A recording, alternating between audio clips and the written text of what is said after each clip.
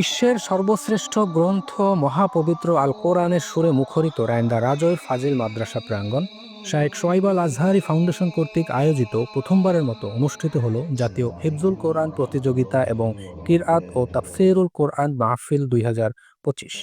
وجاءهم الموج من كل 20শে জানুয়ারি রোজ সোমবার مكان সকাল 9টায় প্রতিযোগিতার শুভ সূচনা হয়। وظنوا এতে অংশ নেয় বাগেরহাট জেলার প্রায় 43টি প্রতিষ্ঠান থেকে আগত মোট 116 জন প্রতিযোগী। প্রতিযোগিতাটি ধারাবাহিক 10 পাড়ার এবং 30 পাড়ার পূর্ণাঙ্গ হাফেজদের নিয়ে দুটি গ্রুপে আয়োজন করা হয়। الدين لئن প্রধান বিচারক হিসেবে ছিলেন আন্তর্জাতিক পুরস্কারপ্রাপ্ত কারি শায়েখ শোয়াইব আল আজহারি।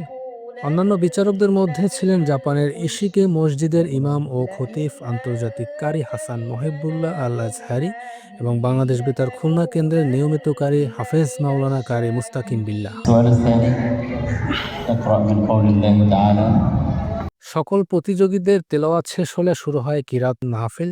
খোবাইবুল হক তানভিম আল আজহারি এবং হাফেজ কারি ওসমান গনির কণ্ঠে ধ্বনিত হয় কোরআনের অপার মহিমা।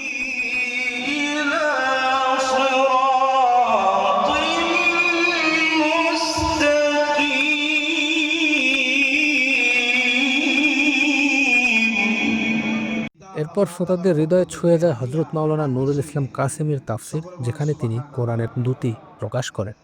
আল্লাহ তাআলা বলছেন আর রহমান আল্লামাল কোরআন, দয়াময় রহমান যিনি তার বান্দাদেরকে কোরআন শিক্ষা দিয়েছেন। সুবহানাল্লাহ।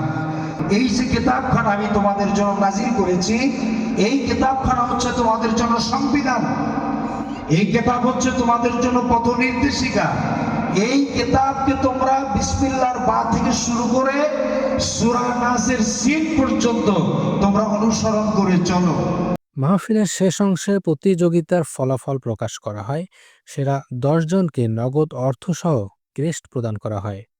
বিজয়ীদের মাঝে পুরস্কার বিতরণ করেন আমন্ত্রিত অতিথিরা। এ সময় মঞ্চে আরও উপস্থিত ছিলেন বাংলাদেশ ইমাম সমিতির সভাপতি মাওলানা লুৎফর রহমান, শায়েখ শোয়াইব আল আজহারি ফাউন্ডেশনের প্রধান উপদেষ্টা হযরত মাওলানা মোহাম্মদ মুজিবুল হক, রায়েন্দা রাজৌর ফাজিল মাদ্রাসার প্রিন্সিপাল মাওলানা আব্দুল জলিল আনওয়ারি এবং শরণখোলা প্রেস ক্লাবের সভাপতি শেখ মোহাম্মদ আলী সহ গণ্যমান্য ব্যক্তিবর্গ। পুরস্কার বিতরণের পর অনুষ্ঠানের সমাপ্তি হয় মোনাজাতের মাধ্যমে। মোনাজাতে দোয়া করা হয় পবিত্র কোরআনের আলোয় সবাইকে আলোকিত করার, জাতি ও বিশ্ব মানবতার কল্যাণের এবং প্রতিযোগীদের ভবিষ্যৎ জীবনের সাফল্যের জন্য।